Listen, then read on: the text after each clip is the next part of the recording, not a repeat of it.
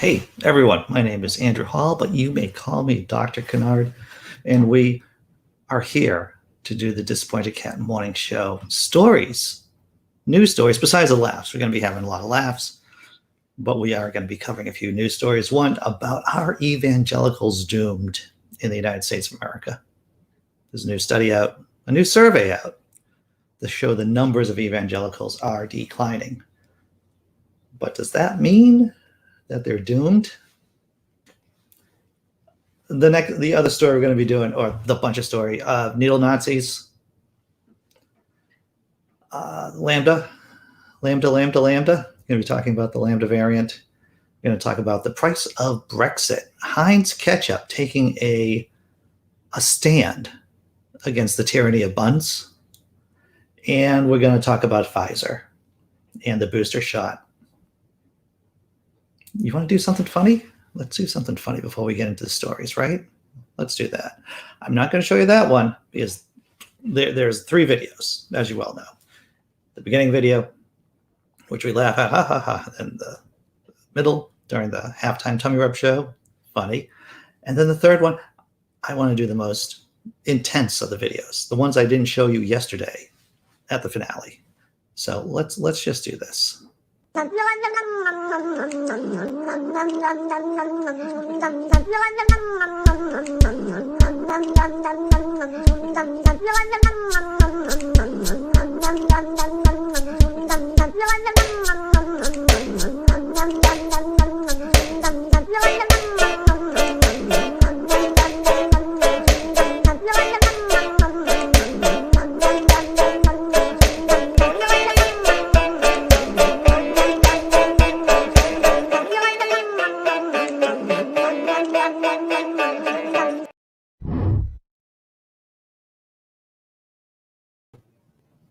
Nums indeed. Going to check out the chat and see who's here. So look, if you're watching on Facebook, you'll see that I'm going to be interacting a lot on the chat. Now, I can't interact with you unless you're on the YouTube, here on YouTube. And then you can make comments. I can reply to the comments because there'll be things you disagree with me on, maybe things that I have factually wrong. But unless you're here on YouTube, I can't really interact with you in real time. So I'm going to talk to the people here in the chat on YouTube. Oh, Simply Secular Dave. I don't know what America would be like without evangelicals. I don't know. And my reply was, and it was just a simple reply, maybe Norway. I mean, I think we can all aspire to be racially diverse version of Norway, right? Dr. Mordecai, hope you're doing well this morning. Jess M, glad to see you. You couldn't find the link to this show, John Hudson? The girlfriend. Oh, Biscuit liked it. Yeah. Biscuit's our cat, by the way, if you're new here. All right. So, you want to do some memes? I want to do some memes before we get into the heaviness of the news cycle of whatever the news stories we're talking about here. Let's do something funny. And this is feline related too, by the way. The first one. Bean likes to be carried around in empty soda cases. See, it's the benefit of, I don't know, maybe Bean, you know how cats like boxes, right? Maybe the cat really just loves being in this mobile box. They seem to be happy about it. I haven't met a cat that likes to be in a cat carrier. If it's either a cat being sad in a cat carrier or this, I will take the grape soda carton any day of the week. Second meme the second. Really no words involved with this. It just sends a message, a faith-based message of Mesozoic hope. Oh, there's Jeff Goldblum. Looks like he's Jeff Goldblum from Jurassic Park, one of the iterations of Jurassic Park that he was in. And I believe that's a velociraptor. It's supposed to be. Maybe, I don't know, maybe a baby T-Rex, maybe a baby velociraptor. From what I understand, the velociraptors are actually supposed to be pretty small creatures. last but not least, do we have another feline meme? Cat-related, cat-based? You have faith-based propaganda? This might be feline-based propaganda. For a more organized home, make sure everything has a place. You got your toaster, you got your onions, and you got your cat. All right, checking out the chat one more time before we start talking about whether or not evangelicals are doomed in the United States of America. Scott Duke, good morning. I was concerned. That's what I was doing. That's up in track. Okay, so morning. Good morning, Derek Cruz. Derek Cruz just popped in. So there we go. All right. This story is from the Friendly Atheist, everyone. There was a new study that came out about the religiosity within the United States of America. And, you know, I understand what Hemmett does, right? The Friendly Atheist. He reports on, and he's been on the channel a couple of times, right? He did Best Advice Ever episode, and he just came on to talk with Jack and me, I don't know, a couple of months ago, just to, you know, shoot the shit and everything. But Hemmett, he looks at this data, I think, a little bit differently than I do. And it's positive, don't get me wrong. It's positive data. But I'm always the person on the team who says things like, you know, we should, you know, let's not count chickens before they hatch. Maybe we shouldn't be sucking our own dicks at this point, to quote the wolf from Pulp Fiction. But here's the story, everyone. Links are in the description. Oh, here we go. We have graphs too. And the census of American religion shows why evangelical Christianity is doomed. I'm just going to show you the data first before I do my spin on it, before I do my personal analysis, which I just think is the right analysis, by the way. But here we go. The Public Religion Research Institute, PRRI, has just released their findings from a massive survey that they're calling the Census of American Religion. It gives us a snapshot of what people believe and where they live across the nation. Unlike previous surveys, this one gets granular, giving us county-level information on religious diversity. PRRI says this report offers the most detailed estimates of American religious affiliation since the U.S. Census Bureau last collected the data back in 1957. Since 1957, the country is a much different place. I'm just going to jump to one of the infographics right here. Take a look at this. Religiously unaffiliated by a county. This is not going to tell you anything you don't know already. As you can probably guess, the darker colors represent the more secular, the more concentrated the religiously unaffiliated are, while the light regions are the Bible Belt in all reality. As you can see, the Northeast, a fair amount of religiously unaffiliated. The West Coast and parts of the West, a fair amount of religiously unaffiliated. And this big swath, I don't know if you call it the Bible Belt, I don't know if you call it the diabetes belt, the poorly educated belt, the Republican belt. I mean, the belts could just go on and on and on, to tell you the truth. But that is one of the figures from this study. And once again, this is a large study. You can see the link to Hemmett's article. And in Hemmett's article, of course, there's a link to the study itself, if you really want to get into it. According to PRRI's 2020 American Values Atlas, 7 in 10 Americans identify as Christian. Boo. Including more than 4 in 10 who identify as white Christian, and more than 1/4 who identify as Christian of color. Nearly 1 in 4 Americans are religiously unaffiliated. Woo! And 5% identify with non-Christian religion. So once again, 70% identify as Christian, and 23% identify as non-affiliated. And that number's been increasing over the time in terms of non-affiliated Americans. Is there a graph? Are there plots, data to show the trends? There is. So here we go. Good news. The unaffiliated, you can see they're in the, what is that? I'm just going to call it purple. So I only know like 3 colors to tell you the truth.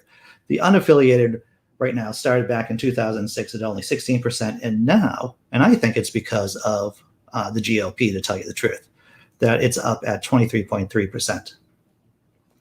The white evangelical Protestants, well, that's been decreasing. And once again, I think the white evangelical Protestants have just been shooting themselves in the dick repeatedly. From 2006, starting at 23% and going down to 14.5%. And of course, you can see the white mainline Protestants seem to be popping up a little bit in from 2019 to 2020 to 16.4%. And white Catholics just slowly decreasing. So sad about white Catholics right there, everyone. But is there more? There's more. Since 2006, this is just reiterating what we just saw. Since 2006, white evangelical Protestants have experienced the most precipitous drop in affiliation, shrinking from 23% of Americans in 2006 to 14% in 2020. That proportion has generally held steady since 2017. That was 15% in 2017, 18, and 19. Only 16% of Americans reported being religiously affiliated in 2007. This proportion rose to 19% by 2012, and then gained roughly a percentage point each year from 2012 to 2017. Reflecting the patterns above, the proportion of religiously unaffiliated Americans hit a high point of 26% in 2018, but has slightly declined to 23% in 2020. Right. I'm not going to start talking about why we shouldn't be ecstatic about these numbers, but let me continue. We should be happy, but our happiness should be somewhat guarded. But let's look at another infographic. More young adults are unaffiliated today than in the past. Wow, I graduated in 1986. Yeah, I'm old. I know that, everyone. Don't tell me I'm not. I know that. And you can see this is broken down by age, too. So, for example, in 2020, 18 to 29-year-olds, there's 36% of them saying that they are religiously unaffiliated. That's pretty cool. In 1986, it was only 10%. Let's see, what was my age cohort? It would be in the 50 to 64. In 2020, 18% of my fellow Americans considered themselves religiously unaffiliated. I am guessing that might be including, I haven't read the full article. Well, I've read through Hemmett's article, of course, but I haven't read through the whole study. So I am assuming that atheists and agnostics are lumped into the religiously unaffiliated category, because I'm sure one of you are asking that in the chat. And maybe someone has read through the entire article, the entire research study. So I'm going to be checking the chat in a minute. The increase in proportion of religiously unaffiliated Americans has occurred across all age groups, but has been pronounced among young Americans. In 1986, only 10% of those ages 18 to 29 were identified as religiously unaffiliated. In 2016, the number was 36%. Now, you're saying to yourselves, but what's the difference between Democrats and Republicans in terms of religiosity and demographics? I'm glad you asked. The founder of PRRI also noted another takeaway worth mentioning here. Analysis of the religious identities of the two political parties reveals an increasingly homogeneous Republican Party, comprised overwhelmingly of white Christians, even as the country continues to become more diverse, noted Robert P. Jones, CEO and founder of PRRI. In terms of racial and religious diversity, self-identified Democrats look like 30-year-old America, whereas Republicans look like, 70-year-old America. So Democrats look like 30-year-old America, while Republicans look like 70-year-old America. Not too surprising. You gotta check out the chat before I start ranting about the numbers. All right. Scott Duke says, I would love evangelicalism to be dead in America, but I can't bring myself to believe it is on its way out. Viruses keep coming back. Well said. Well said, Scott Duke. They are resilient. If nothing else, we have seen that the faith meme, the religion meme, the Jesus meme, the Islam meme, they are highly resistant, aren't they? All right. The COVID belt. Yes, Dr. Mordecai. In fact, the Bible Belt and the COVID belt are basically the same belt. And we're going to be covering the COVID belt, believe me, in a little bit. Wild Eden. I hope you're doing well today, Wild Eden. And Dee Parks, glad to see that you're here. And Cat the Humus, people just popping in. Just at the right time when we're talking about evangelical decline here in the United States of America. All right. Have I caught up with everything here? Well, James Henry says, hello, James Henry. Many people identify as Christian, but their behavior does not reflect that. Well, this is true. I don't see many Christians, so-called Christians, carrying their cross, right? Because isn't that what you're supposed to do? Isn't that what Jesus said? The fictitious creature, the fictitious one known as Jesus Christ, aren't you supposed to be carrying your cross? I think so. America without evangelicals is science fiction. Right. All right. So hey, Samy, glad to see that you're here. I haven't seen Samy around for a while, and I'm thinking to myself, should I send him a message just to see if everything's okay? Because sometimes, I get concerned. Sometimes I get concerned. All right. So it's great that evangelical. Now, what are you going to start? You're going to start talking about Bolsheviks, Andy? You're going to start talking about Bolsheviks in Iran in the 1970s, and you're going to go through that again. Well, it's important to bring that up, microphone.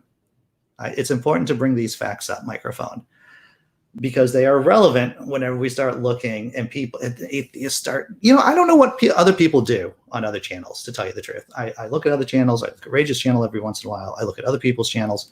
I don't know how they report this information. However, I happen to do it the right way, because it's great that evangelicals are becoming white evangelicals. Toxic evangelicals are becoming a smaller and smaller percentage in this country. However, as we have seen time and time again, you don't need a majority of the population behind your crazy political programs to actually dominate a country. Right? The Tea Party and then Trumpists dominated the Republican Party. Small groups of well-funded lunatics often steer national parties and nations. Andy has a compassionate microphone. You're right. You're right, it does. I do have a compassionate microphone. So even though it's great that evangelical Christianity is on the decline in the United States of America, it would be foolish to think that we are destined to win here, that we are somehow destined to become Norway. Because remember, white evangelical Christianity almost hijacked the country like less than a year ago. Almost hijacked the country. That doesn't mean they're not going to try it in the future. That's why we have to keep working and creating a secular society. All right. You want to talk about something a little bit lighter? Maybe something. I don't know how you feel about ketchup, everyone. I think it's a condiment that you want to use when you don't like the taste of the thing that you're having, that you're eating. I like ketchup myself. My girlfriend, she is constantly astounded by my plebeian fixation on the condiment. But Heinz is taking a stand, ladies and gentlemen, and small furry animals from Alpha Centauri. Is that a Hitchhiker's Guide reference? Maybe it is. I don't know. But I want to share with you this important video. And let's see where it is. It says, Heinz hot dog packed hacked. That's right. Then you can see it right here. Heinz has a question. It's pretty dramatic, everyone. It's only a minute long, but let's see. It starts out with a dramatic bang. Here we go.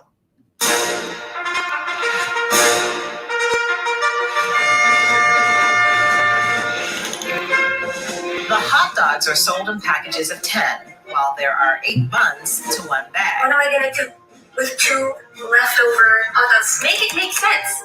Make it make sense to me. I want the number of hot dogs in a bag to be the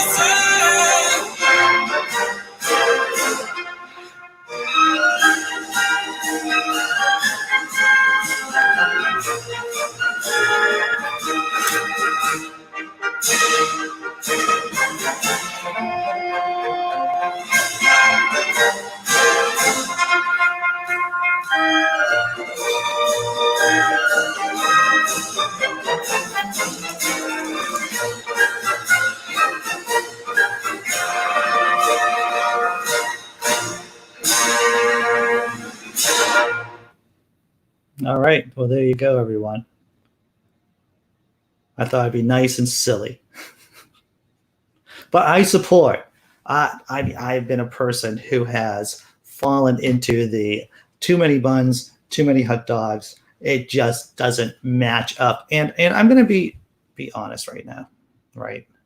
I would say that probably the worst pickup line I ever tried to use, and this is when I was young, 18 years old maybe, was to start off conversation with this young woman was putting the quandary of why are hot dog buns and hot dogs in radically different size containers. Like, why are there 8 hot dogs for every 10 buns? Or why are there 10 hot dogs in every package and only 8 buns? That comment did not go well. I was young and awkward, as against being old and awkward. All right. What's the next story?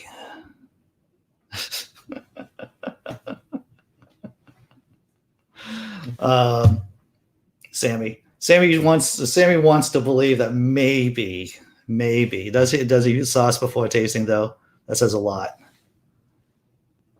You know, I think I'm being characterized here, the girlfriend. I sometimes taste it before adding ketchup or salt, right? Sometimes. We had this curry ketchup last night, which was which was nice. The curry ketchup was good.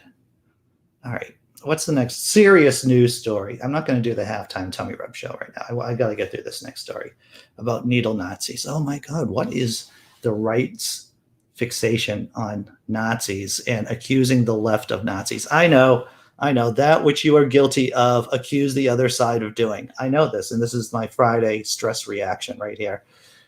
So basically, if you're an authoritarian, you want to accuse the other side of being an authoritarian.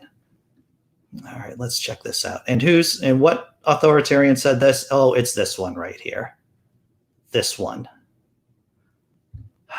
GOP Representative Lauren Boebert calls Biden's door-to-door vaccinators needle Nazis.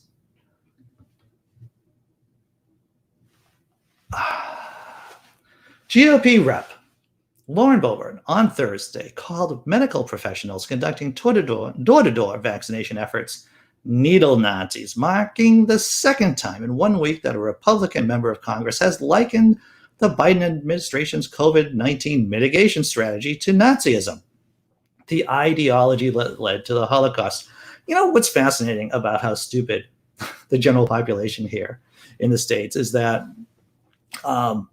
the author, maybe the editor, felt that, by the way, in case you didn't know, the political philosophy, the political movement known as Nazism, they were responsible for the Holocaust. Biden has deployed his needle Nazis to Mesa County, Boebert tweeted.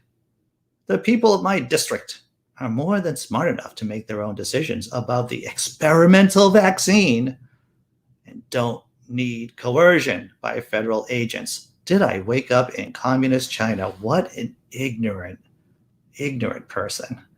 That's right. You're in communist China right now. That's exactly what's happening. Boebert's colleague, fellow conservative Congresswoman Representative Marjorie Taylor Greene has repeatedly compared inoculation efforts to Nazism. Most recently, the Georgia lawmaker referred to door-to-door vaccinators as medical brown shirts and described the coronavirus as a political tool used to control people in a Tuesday tweet. So we know who the brown shirts were, right? The brown shirts were basically the militia wing of the early Nazi party. They got disbanded, folded into the military when Hitler took power. So what do? The brown shirts in Germany, they went around breaking skulls, coercing people to vote for Nazism. Door to door, inoculators, people who want to give you a free vaccine, those are brown shirts. Brown shirts, here it is, to refer to the SA, Adolf Hitler's militia and paramilitary force that first formed in the early 20s.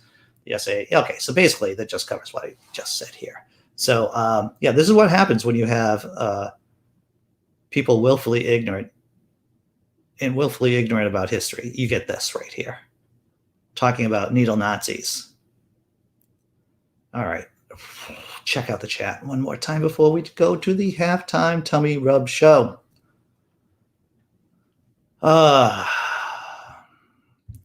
It's weird that actual Nazis are pointing the Nazi finger. That's right, Rage. Well, once again, that which you are guilty of, you accuse the other side of doing.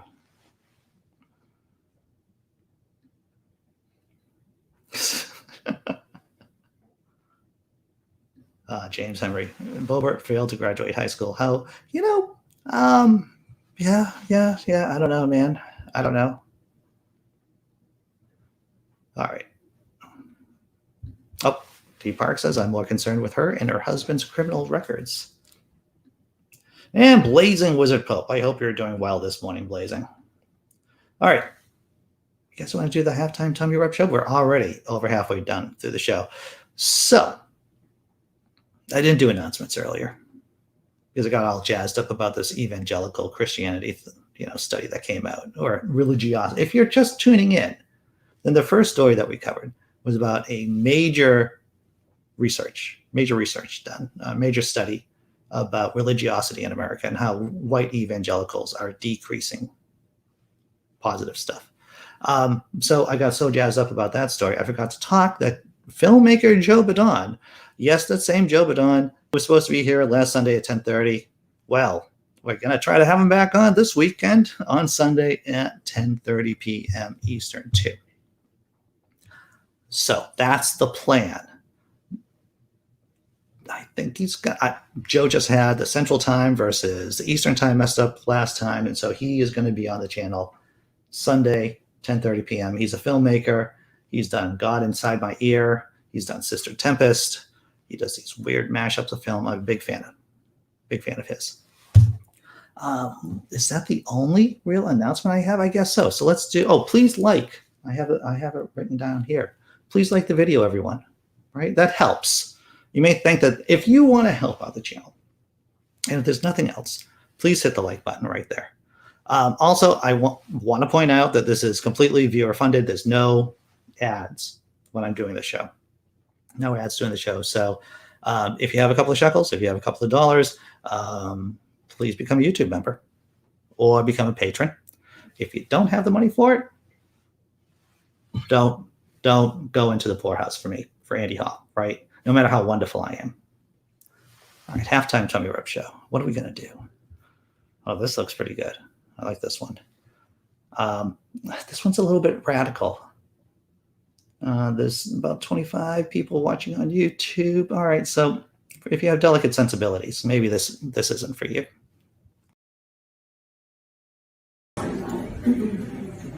Cops on horses. Everyone, a highly funded government gang saying, hey, look at our cute little hobby. Costs around $30 million a year in taxpayer money. We're like horse girls, but we can kill people. Fuck that. Fuck cops on horses. And you know what? I'll say it. Fuck the horses.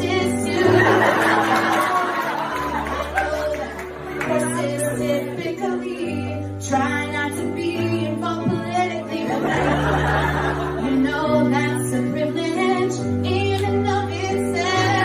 That's why we now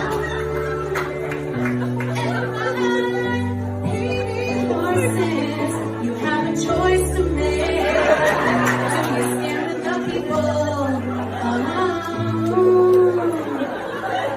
or do you ride for the pigs?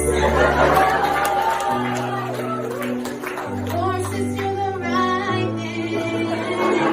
Fuck cops on horses. Defund the police, especially ones who shit in the street. And I swear to God, let's just not fucking vote for anyone for mayor. Thank you.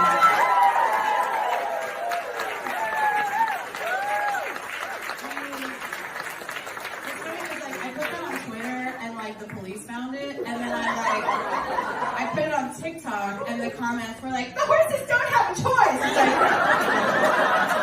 you're missing the joke. You missed it,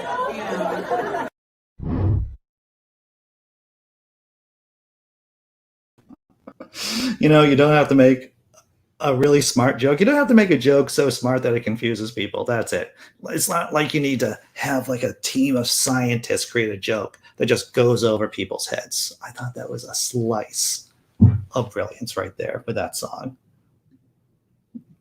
All right.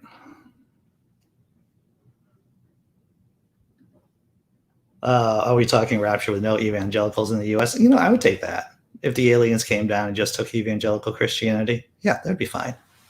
Evangelical Christians. The communist peoples, I consider myself a Menshevik myself. If you like this video, your right toe will tingle. Try it. It's delightful.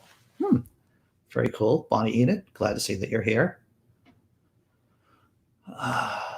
Let's see, checking out what else is going on in the chat here.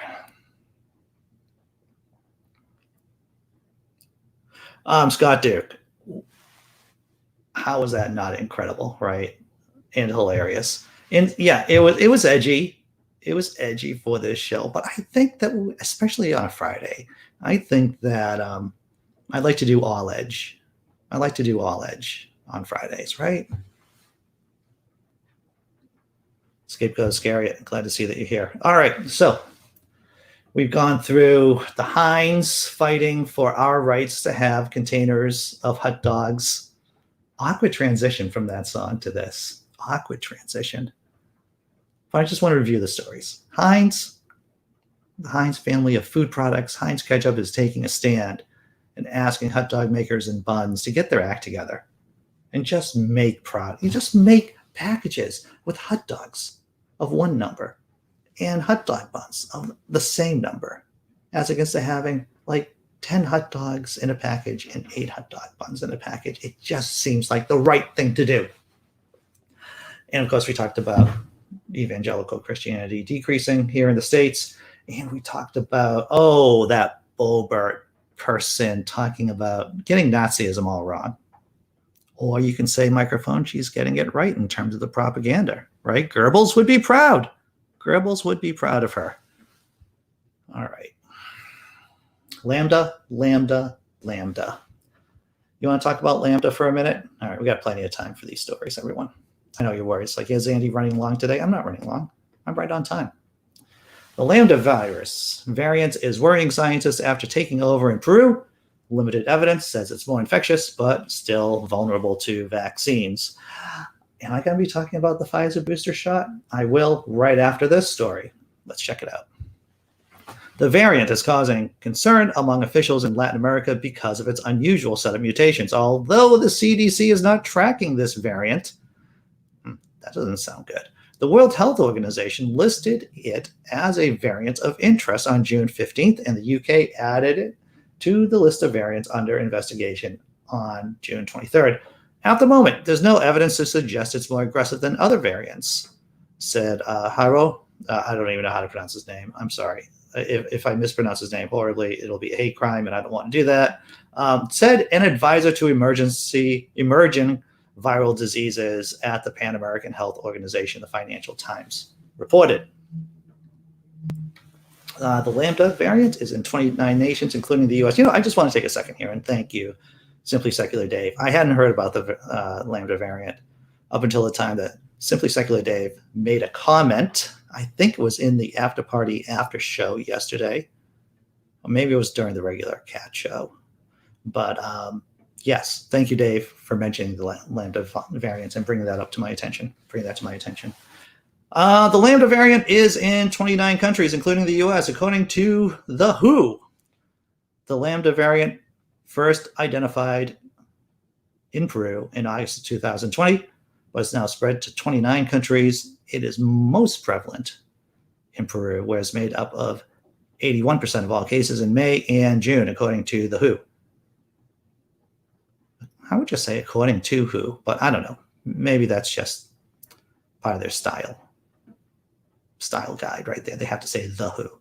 There have been at least 563 infections in the U.S., according to the GSED Global Variant Reporting System. In a study from the University of Chile published on July 1st, which has not yet been reviewed by peers, scientists found that the variant was more contagious than the Alpha variant first seen in the UK. However, because the study was done in the lab rather than the real world, it is difficult to know how relevant to real life these results will be. Barrett told the Financial Times that it is difficult to assess how much more contagious the Lambda variant would be in a real-world setting because genetic sequencing facilities in South America are sparse. Vaccines seem to be remaining effective against the Lambda variant. This is good. According to WHO, mutations carried by the variant could theoretically increase its resistance to the protection conferred by vaccines. Blah, blah, blah. The vaccines work very well against this particular variant. But what about Delta? I'm just going to check the chat one more time before we go into this video about a booster shot Pfizer is producing or wants FDA approval for. KCA Randy, happy Friday, everyone. The WHO, right? Right, Blazing? Oh, I like your workaround. You cut the 2 extra hot dogs into long 1/4 sections to fill the fold spaces in the bun. I like that. Rage, here you go. This is what you learn here on the Disappointed Cat Morning Show. Workarounds regarding hot dogs and buns, as well as what's actually going on in the world. Raging Atheist says, how am I 43 and never figured that out at Cat the Humanist? Brilliance. Yeah, job well done, Cat. All right. Right, Sammy. Cat the Humanist, just one life. All right, so I'm going to show you a video about the Pfizer booster shot. The story just came out yesterday. Well, I just saw the story yesterday. And let's just get right to the video, everyone. Name of the video: Pfizer believes COVID booster shot may offer better protection.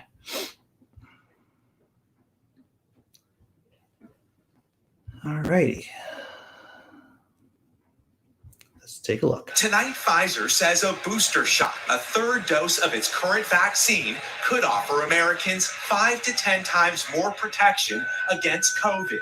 Given 6 months after the second dose, Pfizer believes those inoculated would be highly protected against the Delta variant, which is now exploding across the U.S. The company expects to deliver new data to the FDA within weeks and is also working to develop a Delta-specific version of its vaccine. It comes as new COVID cases and hospitalizations both climb at a dangerous pace. Some hospitals are now in the middle of their most dire days. The competition for beds is higher now than it was during the peak last year. Perhaps the nation's new epicenter, the Delta variant, is now fueling over 90% of cases in parts of Missouri. With a federal surge response team on the ground, 93% of COVID patients in one ICU are on ventilators. We're seeing some younger population become very ill. We see patients becoming more ill quicker than we did before. I'm so glad that's over. Though vaccines are effective against Delta, the unvaccinated are fueling the spike. With a third of adult Americans not yet inoculated, researchers at Georgetown say these 5 under-vaccinated clusters of the country could become a breeding ground for new variants, putting the rest of the nation at risk. As Pfizer and Moderna both get closer to a booster shot, it's important to note that the FDA will have the final say on if one is actually needed. Pfizer also says they expect to release more data soon that shows a decline in vaccine efficacy 6 months after the second dose. Thanks for watching our YouTube channel. So let's unpack this, right? This is going to take a little bit to unpack it. So, of course, the booster shot won't be useful if you won't get the shot to begin with, right? So the reason why there's a spike in cases isn't just because of the Delta variant. It's the Delta variant, but it's because people just aren't getting vaccinated, right? So having this lovely booster shot is still not going to help people who, and this just sounds reasonable, right? This is part of the bad news, by the way. So the booster shot isn't going to help people who don't get the booster shot. I don't even know why I have to say that, microphone. I don't even know why I have to say that. What's good is in case, like I know Brainbug lives, I believe Brainbug lives in Missouri. If you're living in Missouri, if you're in Alabama, and if you are vaccinated, obviously there is a higher chance of you getting a breakthrough infection because there are so many chuckleheads around you. Yes, I'm going to use, and that's a polite term, chuckleheads. There's so many chuckleheads around you who aren't vaccinated. So you get more exposure to the virus. So those people living in those states would be highly benefited. It would be great for them to get a booster shot. Of course, where I live, there's a fair number, good percentage of people getting vaccinated. If the booster shot comes out, if it's okayed by the FDA, I would definitely take it just because, I don't know, call me crazy, microphone. I don't want to get COVID. I don't want to get COVID. But as Jim Justice, once again, if you've been watching the show this week, there was a bit about West Virginia Governor Jim Justice.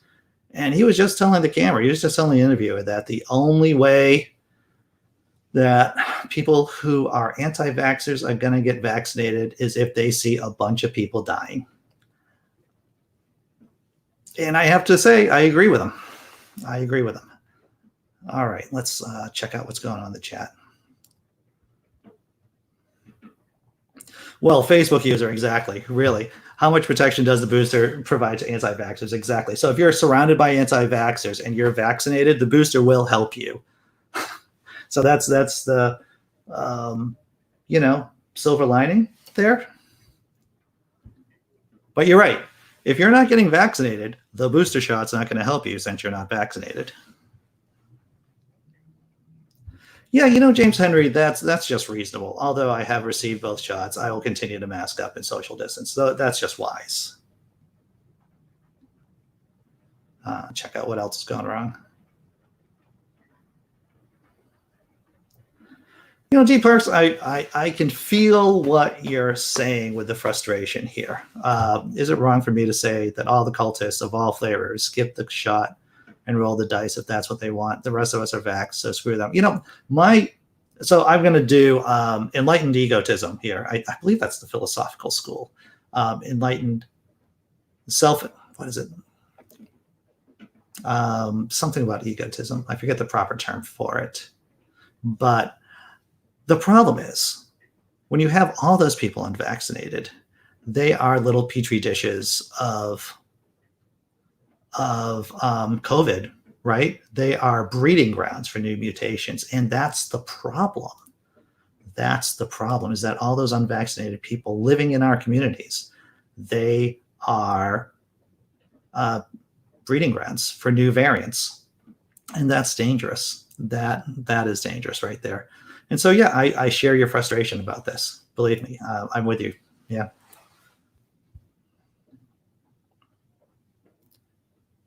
Wow, James Henry. One nightclub had an infection rate of 30% of its patrons. Well, we saw that study from MIT, right? I don't know if you remember this. This is one of the studies I like to reference. The fact that social distancing indoors is basically bullshit. If you don't have good ventilation, if people aren't masked, then you could be 6 feet away from someone or 60 feet away from someone. It is the same difference in terms of your chances of getting coronavirus. I know that it's going to be needed, but why at the time when we're trying to get the Trumpers to get the shot, they talk about another shot? Well, one, I think Pfizer, I think there is a need there, legitimate medical need. Two, Pfizer's looking to make money too. And yeah, I would definitely get a second, and it would definitely help people, I think, Rage, who are, once again, stuck with chuckleheads, right? If they are stuck in a community that are anti-vaxxers, that if we can give them more protection, then I think that's a benefit, and that's worthy of doing. All right, I hope I caught up with everyone. Hey, KCA Randy, job well done. Girlfriend's 18-year-old daughter is so sick of listening to me about why she should be vaccinated. She agreed to get vaccinated. Job well done. 5 points, maybe 10 points. We'll give you 10 points. The points don't mean anything, but still, job well done, right? I'll tell you the story. This is in one of the books I have here about the Black Death. I think it's one of the Barbara Tuchman books. And when the plague first came, the Black Death came to Milan. I don't know, I've told this story before. What they would do, what the officials would do, if it was reported that you had the plague, if you were sick, not only would they brick up your house, like Edgar Allan Poe bricking up your house, but they would brick up the houses to your left and to the right of you. They would just brick people in their houses alive because they didn't want the Black Death to spread.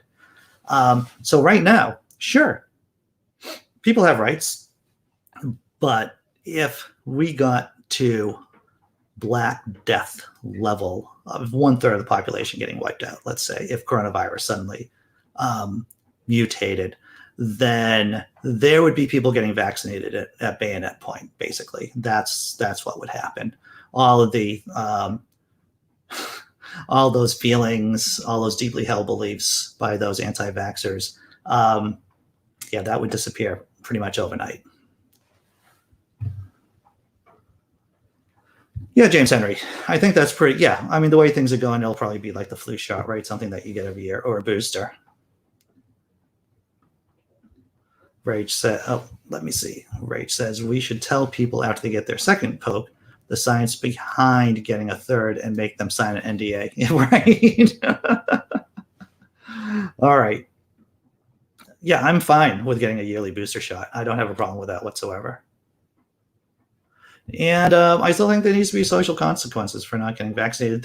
Yes, I think so too. KCA Randy, I think so too. Blazing says, in a year and a half, we already have 15 variants. We even have a LAMDA +++ variant. That means the virus went through 4 mutations to get there. Yes. And once again, the more people unvaccinated means more bodies there for the virus to mutate. All right. Wow. We have like gone through so many stories, news stories right now. And let's do the last one. Brexit. I would be remiss not to at least mention Brexit every once in a while. Coming from the Boston area, there is an affiliate, many of us are Irish, and we remember the bad old days during the Troubles, where you'd go into an Irish pub and there'd be a tip jar for the IRA, right? And so Brexit, one of the main concerns is, of course, the backstop, the border between Northern Ireland and Ireland, which seems to have been resolved. Somewhat, kind of, sort of. But let's talk about the bill for Brexit, everyone. Final bill for Brexit is £40 billion as the EU demands $2 billion more than expected. Britain's final bill for leaving the EU is £40.8 billion, according to accounts filed in Brussels, a greater sum than previously forecast. Officials had estimated the final cost would be £39 billion, £1.8 billion less than the EU amount contained in the EU's consolidated budget report for 2020. The final bill would have been higher, almost £43 billion, but Brussels owes the UK £1.8 billion for its share of fines imposed by the bloc before the end of the Brexit transition at the end of last year. So Brexit, who would have thought? It's more expensive than previously thought. But Brexit, just like Trumpism, had nothing to do with facts. It had everything to do about tribalism. Ministers believe the final Brexit bill would be less than $39 billion because the numerous Brexit extensions meant the total was decreased thanks to the UK's contributions to the EU budget. The Office for Budget Responsibility said in November there would be about $25 billion left to pay by 2057. About $18 billion would be paid in the first 5 years, the BBC has reported. News of the final withdrawal settlement comes amid tension between Brussels and London over the Northern Ireland Protocol, which was created to avoid a hard border on the island of Ireland. Something we just talked about. So right now, if you want to know the in all reality where the border is, the trade border is between Northern Ireland and the EU. It's actually the real border. The real border between Northern Ireland is out in the Irish Sea. So there's an open border, somewhat as I understand it, between Northern Ireland and Ireland. But if Northern Ireland wanted to send stuff onto Britain, onto England, Scotland, and Wales, there are hoops it has to go through. That's my understanding of the agreement. James Henry, yes, Brexit is, well, wow, that's a tough one. It is the worst disaster in British history. So it's all about the wording, right? In British history, it might lead to the dissolution of the Union. Scotland might really just drop out of the Union. Northern Ireland will probably reintegrate back into the Republic of Ireland. And so Great Britain may just be Wales and England in like 50 years or so. Cat the humanist. You can't fix stupid. Yeah, it's difficult to fix stupid, right? It's difficult to nudge stupid. Yeah. Well, we're going to do something funny pretty soon, Dee Parks. There's going to be a funny little cat video coming up in a couple of minutes. And sorry about the negativity, right? All right, see if we got everything. See if I covered everyone.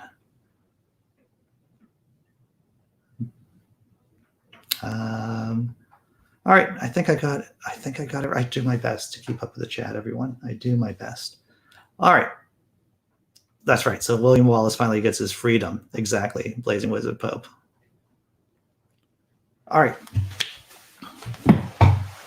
Covered a lot of stories today, everyone. We are doing the open room at 10 a.m. If you want to show up on the panel, the link should be in the description below. You want to do something funny? Let's do something funny.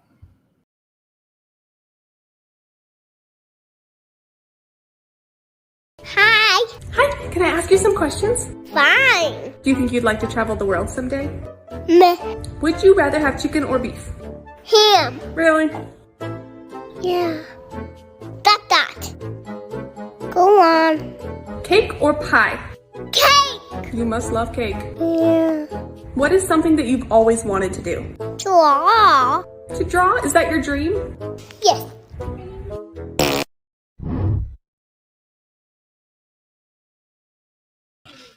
All right, the fart thing at the end. I guess I don't know, it sounded like a fart to me. I thought that was hilarious. So, the weekend. So William Wallace was Norman. Well, that's a good point, Phil Lister.